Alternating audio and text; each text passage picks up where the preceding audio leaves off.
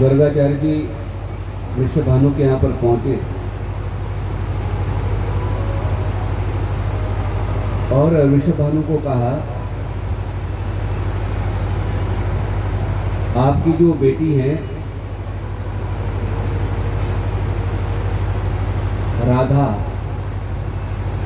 ये साक्षात लक्ष्मी का स्वरूप है।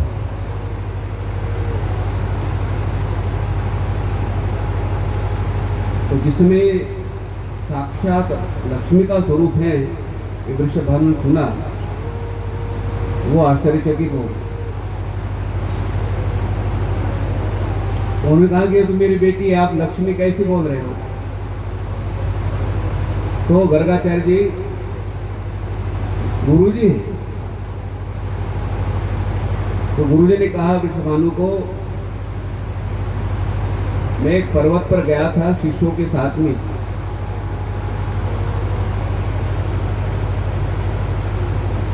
तो गुरुजी ने राधा नाम की महिमा मुझे बताई। गुरुजी ने कहा कि एक बार राधा का नाम लेते हो, साम वेद का पाठ करने का फल प्राप्त होगा। गर्ग संहिता के अंदर है। इसलिए आप वृंदावन जाते हो तो वहां पर राधा राधा नाम नहीं पड़ता। रिक्शा वाला भी आगे जाना चाहता है तो राधे राधे, बिजली चली गई तो राधे राधे, और बिजली आ गई तो राधे राधे।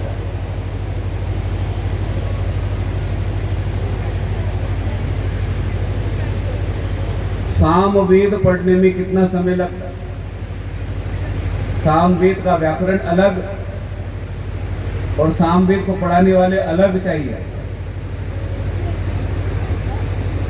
तो साम वेद का पाठ करने का फल, एक बार राधा बोलते हो तो साम वेद का पाठ करने का फल प्राप्त हो जाता है।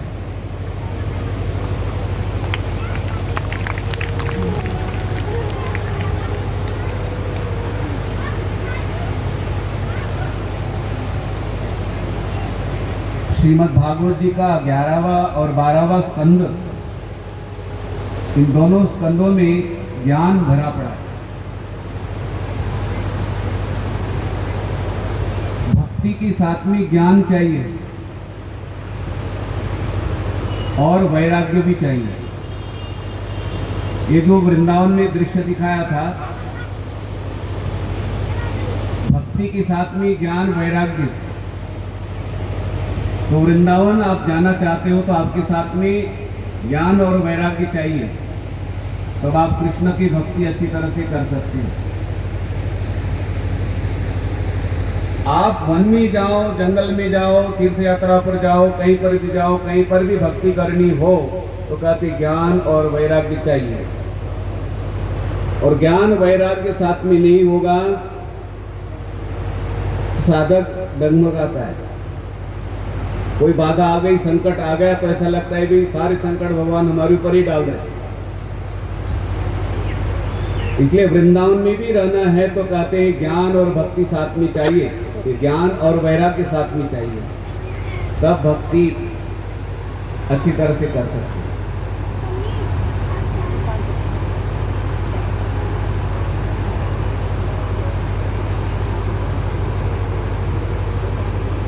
भरत राजा जप करता था, भक्ति कर रहा है, लेकिन ज्ञान नहीं था।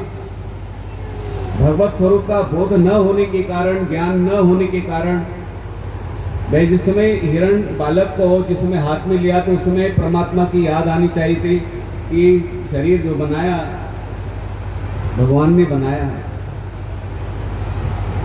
ये सारे शरीर आप देख रहे हो, किसी ने नहीं बनाए, भगवान ने शरीर बनाए। ब्रह्मा का रूप धारण करके इस शरीर की रचना करते हैं,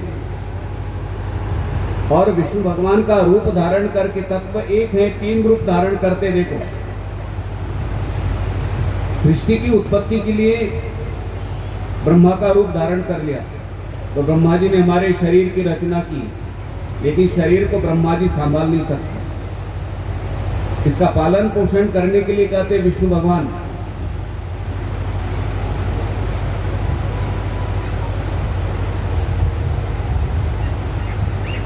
तो ये सारे शरीर कहते हैं भगवान ने बनाए। देखो हम कितनी चीजें एक साथ में खा लेते हैं,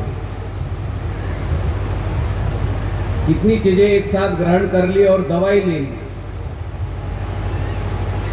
तो उन चीजों में से दवाइयों को अलग करना कितना कठिन काम है। और भगवान कहते हैं अहम वैश्वानरो भूत्वा प्राणिनां देहमाश्रितः प्राणापान समायुक्तं पचाम्यन्नं चतुर्विधम्। मैं वैश्वानर अग्नि का रूप धारण करके 4 प्रकार के जो भोजन बताए उनको मैं पचाता हूँ। पचामी अन्नम चतुर्विधम। भोजन करने का कार्य तो हमने किया, लेकिन पचाने का कार्य भगवान कहते 4 घंटे तक मैं पचाने का कार्य मैं करता हूँ।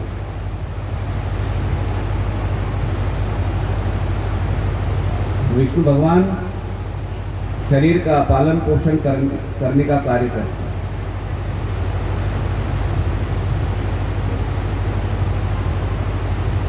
इस श्वासों को अंदर लेकर जाना, श्वास को बाहर लेकर जाना कौन करता है?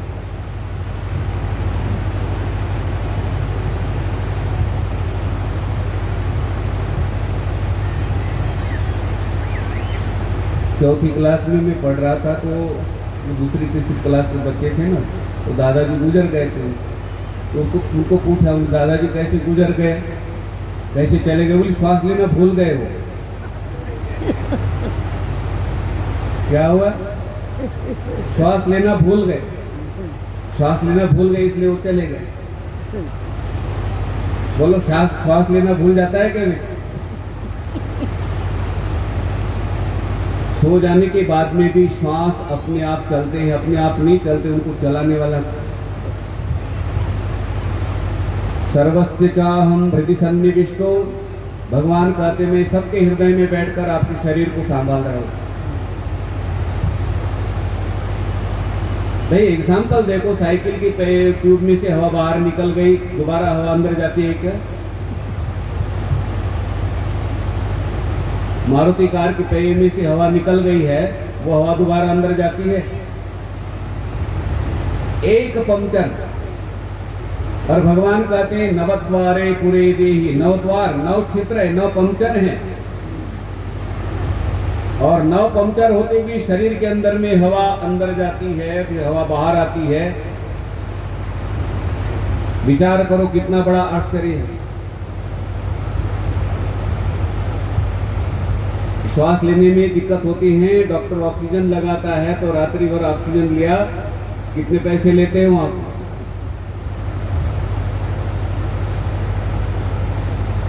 तीन जगह डर लगता है जाने का। एक स्मशान में, एक डॉक्टर के हॉस्पिटल जाना है, एक कोर्ट में जाना है, बहुत डर लगता है वहां जाना। बोलो 3 जगह है कि नहीं डर लगने वाली?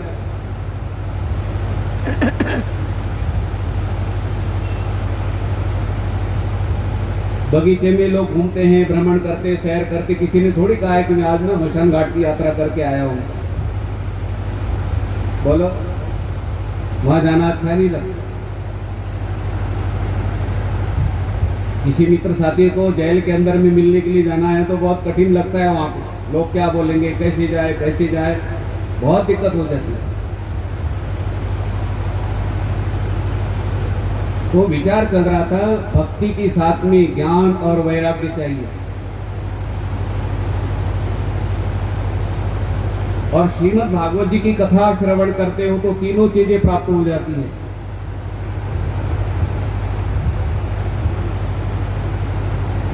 भगवान के स्वरूप का बोध भी होता है, हो जाता है।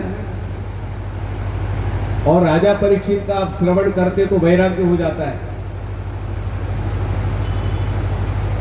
भाई किसी को पता चल जाए 7 दिनों के बाद शरीर त्यागना है, कितना बड़ा वैराग्य हो जाएगा।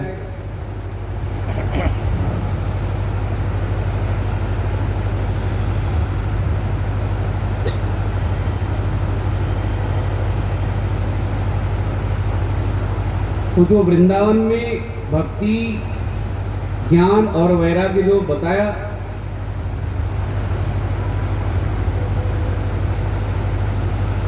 और ये जो दृश्य है यहाँ से हमें पता चलता है, सुखदेव जी महाराज कहते हैं कि भक्ति करनी हो तो भक्ति के साथ कहते ज्ञान और वैराग्य चाहिए।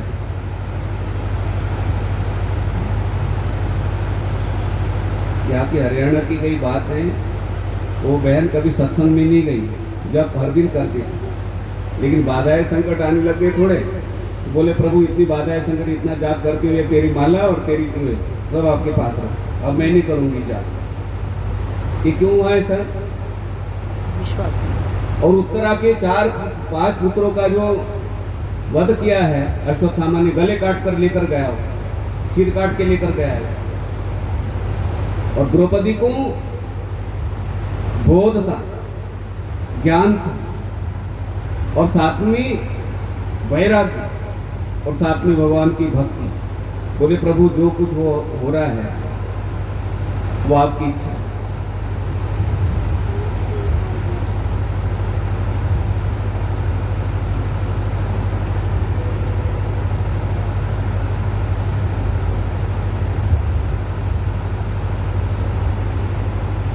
कुंती ने क्या मांगा था? वो भगवान ने कहा कि बुआ जो कुछ मांगना है मांग लो। क्या मांगा था? है जी, दुख कोई मांगने वाली चीज है क्या? किसी ने संसार के अंदर में दुख मांगा क्या?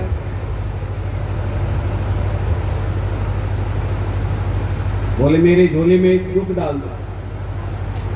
तो भगवान ने कहा कि बुआ क्या मांग रहे हो? बोले प्रभु जिस समय दुख आते हैं ना, आप यहाँ उपस्थित होते हो, तो दुख में भी आपका दर्शन होता है, और दुख नहीं होगा तो आपका दर्शन नहीं होगा।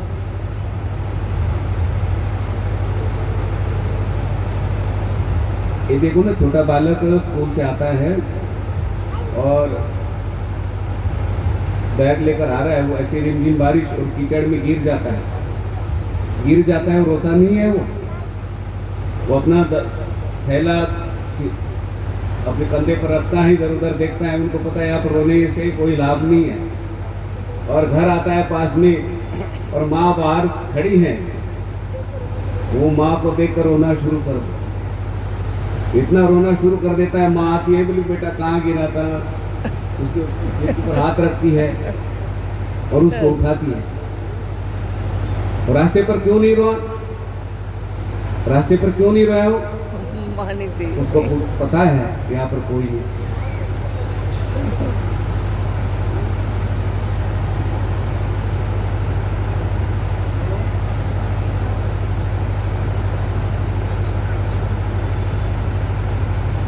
तो 11वां स्कंद और 12वां स्कंद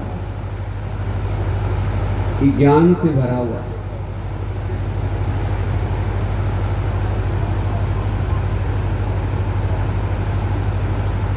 सुखदेव जी महाराज जी को पता है भक्ति का, वैराग्य का वर्णन हुआ है, और आगे भी वैराग्य का वर्णन होगा।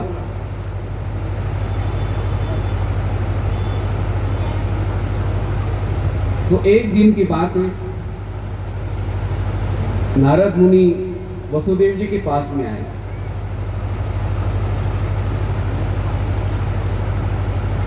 जिस समय नारद मुनि द्वारिका गए थे तो भगवान कृष्ण ने कहा कि मेरे माता पिता को आप ज्ञान देना।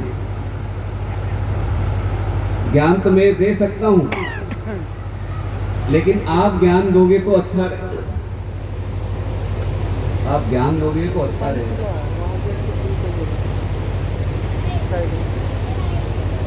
क्योंकि भगवान कृष्ण के माता पिता हैं, खड़े हो जाओ यहाँ।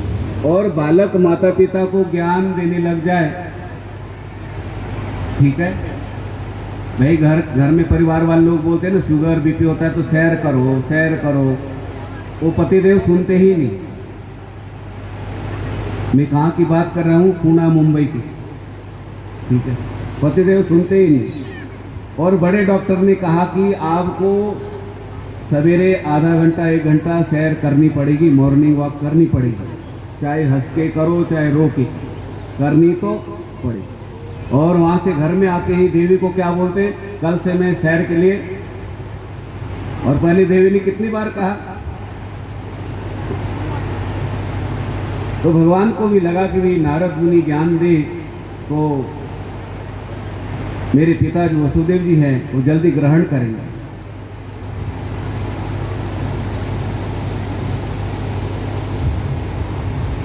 प्रभाव पड़ता है ना बाहर। जैसे हम घर में बोलते हैं कैसे बैठे कैसे बोल रहे हैं, लेकिन आप शादी विवाह में जाते हो, किसी फंक्शन में जाते हो, कितना तोल के बोलते हो, आधी इंग्लिश मिला देते हो उसके अंदर में। हाँ जी, कितनी अच्छी बात करते हैं। ट्रेन के अंदर में इसी डिब्बे में बैठो तो वहाँ पर आधी इंग्लिश आधी हिंदी चलते हैं वहाँ पर, और बाहर आने के बाद हिंदी बोलते हो। उसमें एसी डिब्बे में बैठने के बाद में भाई सबको लगता है हम बड़े हैं, ठीक है। हाँ, मुझे भी बोल रहे थे गुरुजी आप कहाँ जा रहे हो, मैंने कहा मैं हैंड वॉश करने जा रहा हूँ। मैंने कहा इंग्लिश थोड़ी बोलनी पड़ती है, हैंड वॉश। अब थोड़ी देर के बाद लंच करूंगा। आपकी भी लेनी है। वो लोग बड़े खुश हो गए, बोले गुरुजी भी इंग्लिश जानते, काहे कि इंग्लिश जानते। हाँ जी, जैसा वातावरण होता है, जैसा देश होता है, वैसा वेश बनाना पड़ता है।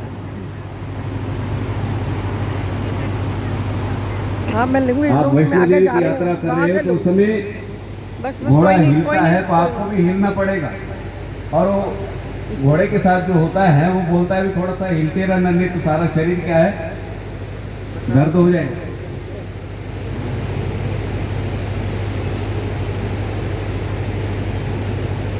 तो नारद मुनि वसुदेव जी के पास में आए। वसुदेव जी ने बड़ा स्वागत किया। वसुदेव जी ने कहा नारद मुनि को देखो कैसी शंका की है। नारद मुनि को कहा कि मैं देखो मुक्त नहीं हुआ, अभी मोक्ष प्राप्त नहीं हुआ मुझे, और 3 बार मेरे पुत्र भगवान बने। मेरे 3 बार कौन बने हैं? पुत्र बने हैं भगवान, लेकिन मेरा मोक्ष नहीं हुआ अभी। तो नारद मुनि ने कहा कि क्यों? बोल रहे मैं भगवान को पुत्र मानता था, और मुझे भगवान ने कारागार के अंदर में जिस समय अवतार लिया था, तो अवतार वाले दिन मुझे बताया था, समय के दिन। आगे मैं वसुदेव जी मेरे शरीर की तरफ देखो, ये मेरी 4 भुजाएं हैं, विष्णु का रूप है, मुझे पुत्र रूप में नहीं मानना, मेरा ये रूप है विष्णु वाला, इस रूप का ध्यान करना। और मुझे उस समय संकेत दिया था प्रभु ने। अब मैं चाहता हूं, अब भगवान को पुत्र रूप में न मानकर उनका स्वरूप आप मुझे बताइए, उनका बोध आप मुझे कराइए, तो मेरा मन उनमें लग जाएगा और मुझे सर्वत्र भगवत दर्शन होने लगेगा, तो मेरी मुक्ति हो जाएगी, मुझे मोक्ष प्राप्त हो जाएगा।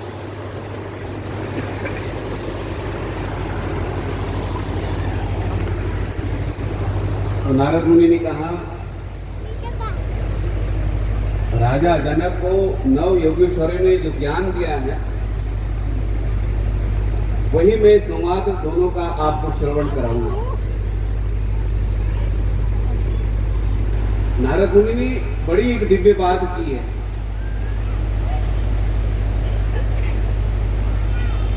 दोनों का संवाद और एक ज्ञान परक है।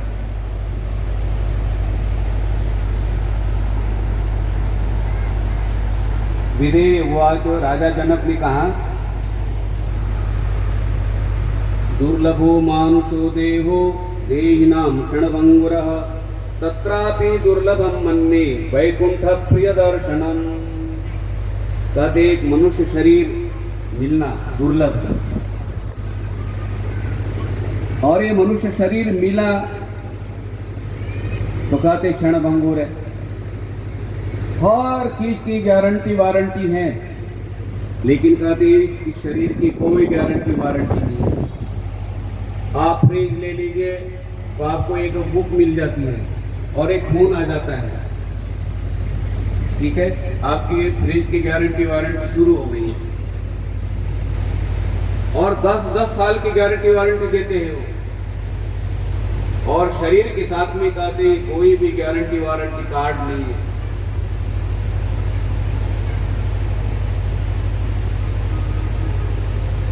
इसलिए तो डॉक्टर ऑपरेशन कराते समय क्या करते, एक कागज भरना पड़ता है और उसमें सिग्नेचर करनी पड़ती है। जो कुछ होगा, कम ज्यादा होगा, वो जिम्मेवारी किनकी?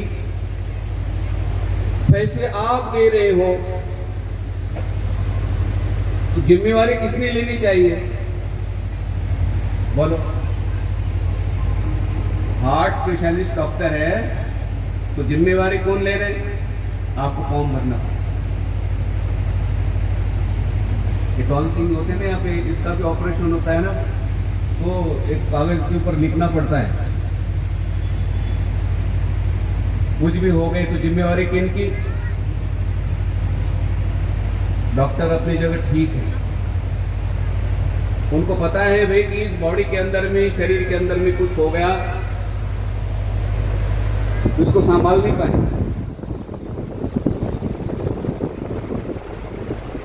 ठीक उसी तरह से यहाँ पर बोल रहे कि हमारे बड़े डॉक्टर क्या बोल रहे हैं? दुर्लभो मानुषो देहो, ये मनुष्य शरीर बहुत दुर्लभ है।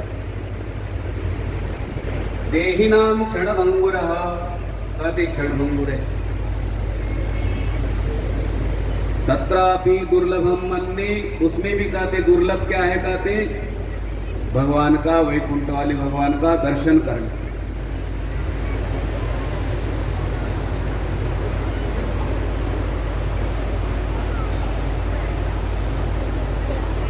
चौरासी लाख जन्मों के बाद में मनुष्य शरीर मिला, और 84 लाख जन्म बोलना बड़ा आसान है। मैंने उस दिन भी कहा था।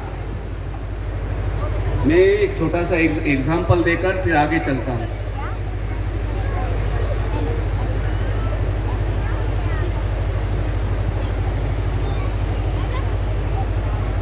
मुंबई में 4 बालक कोर्स कर रहे थे।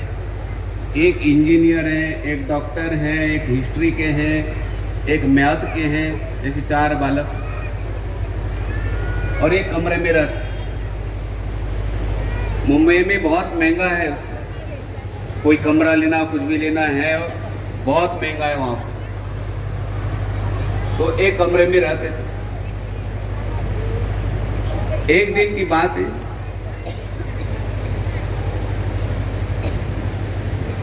मेरे तरफ देखो, मेरी तरफ ध्यान देना। और वो रहते थे 25वें मंजिल पे, तो 40 मंजिल है वहाँ पे, 25वें मंजिल पे रहते थे। और एक दिन वो मुंबई दर्शन के लिए गए, ताला बंद किया और एक को कहा, इंजीनियर को भी चाबी आपके पास रखना और संभालना है। तो मुंबई की यात्रा वो करके आए। यूट्यूब पर है। गणेश मंदिर गए, लक्ष्मी जी के मंदिर में गए, बिरला मंदिर गए, समुद्र किनारे पर गए, घूम के शाम को आए। आते ही वहां पर चौकीदार बोलता है, देखिए लिफ्ट खराब हो गई है। क्या? लिफ्ट खराब हो गई। अब वहां पर सीढ़ियां होती है। तो चारों बालकों ने विचार किया, भाई हम आज का जो मुंबई दर्शन है वो सुनाते हुए जाएंगे। तो डॉक्टर को कहा, तुम सुनाओ। उन्होंने कहा कि लक्ष्मी जी का मंदिर है, बहुत दिव्य मंदिर है, कमल पुष्प हम लेकर गए तो बहुत अच्छा लगा। तो धीरे धीरे 5वें मंजिल पर पहुंच गए। डॉक्टर को कहा कि आप सुनाओ। तो डॉक्टर ने कहा कि जिस समय गणेश मंदिर में गए थे हम, सिद्धि विनायक, वहाँ पर 4 दरवाजे हैं। वे चारों दरवाजे से देखा मैंने, तो बहुत अच्छी तरह से दर्शन हुआ। किसी भी दरवाजे से आप देखो, आपको सिद्धि विनायक का दर्शन बहुत सुंदरता से हो जाता है। तो डॉक्टर ने कहा कि मुझे वो दर्शन सिद्धि विनायक का बहुत अच्छा लगा। अब वो बात करते करते 10वें मंजिल पर पहुंचे। हिस्ट्री वाले को कहा कि तुम सुनाओ। उन्होंने कहा कि समुद्र किनारे पर गए थे उस समय, बहुत अच्छा लगा वहाँ लहरों के अंदर स्नान किया, बहुत अच्छा लगा। ऐसे करते करते 24वें मंजिल पर गए। जो म्याद के थे ना, उनको कहा तुम सुनाओ। हो गया। गुरुजी का ले रही हूँ यहाँ से। उन्होंने गुरुजी का सुनाया ले- नहीं, तो सब ठीक है? लोग उनको बोलने चलो। लगे मेरी तरफ ध्यान देना। उन्होंने बोलना बंद कर दिया, वो सुना नहीं रहे। बोले क्यों नहीं सुनाते हो, सबने सुनाया, देखो एक मंजिल तो चढ़ना है अभी। तो वो बोल रहे मैं नहीं सुनाऊंगा। बोले क्यों नहीं सुनाएंगे, सबने आग्रह किया। वो बोल रहे मैं नहीं इसलिए सुनाऊंगा कि मारुति कार की जो कमरे की चाबी है मारुति कार में छूट गई। बोलो, कमरे की चाबी कहाँ छूटी, अब लेने के लिए कौन जाएगा, जिसने छोड़ी। अब देखो नीचे चाबी लेने के लिए आना है और फिर 25 मंजिल ऊपर चढ़ना है, क्या लगता होगा उनको। ठीक उसी तरह से जो मानव शरीर मिला है 84 लाख जन्मों की, बहुत सीढ़ियां चढ़ी। इसलिए तुलसीदास जी महाराज रामचरितमानस में कहते हैं, और राम जी ने कहा पूर्ववासियों को, बड़े भाग मानुष तनु पावा और सूरत दुर्लभ संत ग्रंथन ही गावा। बड़े भाग मानुष तनु पावा सूर दुर्लभ सब ग्रंथन ही गावा। राम जी बोल रहे हैं पूर्ववासियों को, अरे बड़े भाग्य से मनुष्य शरीर मिला है। और मैं गोपनीय बात बता रहा हूं, भगवान श्री राम जी के वचन है। और साधन धाम मोक्ष कर द्वारा, आप मोक्ष की दरवाजे के पास खड़े हो। भारत में जन्म लेना मतलब आप मोक्ष की दरवाजे के पास खड़े हो। और इस मनुष्य शरीर के द्वारा ही आप साधन कर सकते हो। इस मनुष्य शरीर के द्वारा आप श्रीमद् भागवत जी की कथा श्रवण कर सकते हो, तीर्थ यात्राएं कर सकते हो, अन्य शरीरों के द्वारा नहीं।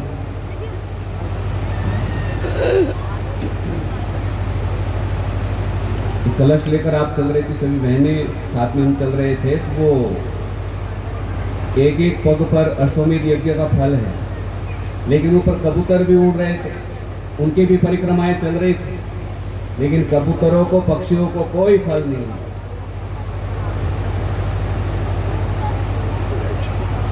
वशिष्ठ जी महाराज दिलीप राजा को कहते हैं कि फल मिलता है तो मानव शरीर में स्नान का, दान का, ध्यान का जो फल मिलता है मनुष्य शरीर, नहीं तो हमारे से ज्यादा स्नान तो मछलियों के होते हैं गंगा जी में। गंगा जी में दिन भर मछलियां स्नान करती है कि नहीं, लेकिन स्नान का उनको कोई फल।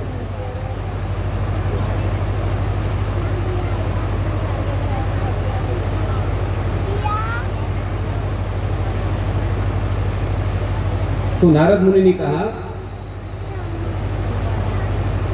जो कवि योगेश्वर हुए हैं,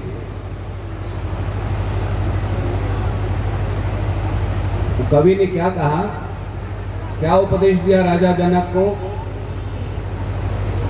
कायेन वाचा मनसेन्द्रियर्वा बुद्ध्यात्मना वानुसृत स्वभावात् करोति यद्यत् सकलं परस्मै नारायणायति समर्पयेत। कहते मन का, शरीर से, वाणी से, मन से जो भी कर्म होते हैं वो सब कर्म कहते हैं, बुद्धि से होने वाले कर्म, शरीर से होने वाले कर्म, वाणी से होने वाले कर्म, मन से होने वाले कर्म, सभी कर्मों को आप क्या करो, भगवान को अर्पण।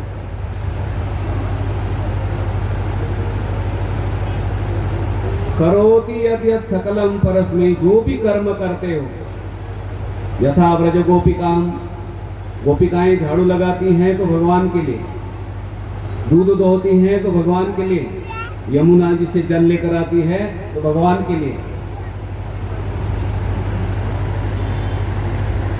गोपिकाएं गुफाओं में नहीं गई, गोपिकाएं हिमालय में नहीं गई, गोपिकाओं ने जो कर्म किए हैं देखो भगवान के लिए मानकर किए। आप घर में झाड़ू लगाते हो, वस्त्र धोते हो, भोजन बनाते हो, आप ये भाव बनाना भी ठाकुर जी के लिए भोजन बना रहे हैं, ठाकुर जी के लिए वस्त्र धो रहे हैं। जो भी कर्म करो, हम दिन भर भक्ति नहीं कर सकते, दिन भर साधना नहीं कर सकते। जो भी कर्म करो कहते हैं भगवान के लिए मानकर आप। 9वें अध्याय में भगवान कहते हैं यत् करोषि यदश्नासि यज्जुहोषि ददासि यत् तपस्सि कौन्तेय तत्कुरुष्व मदर्पणम्।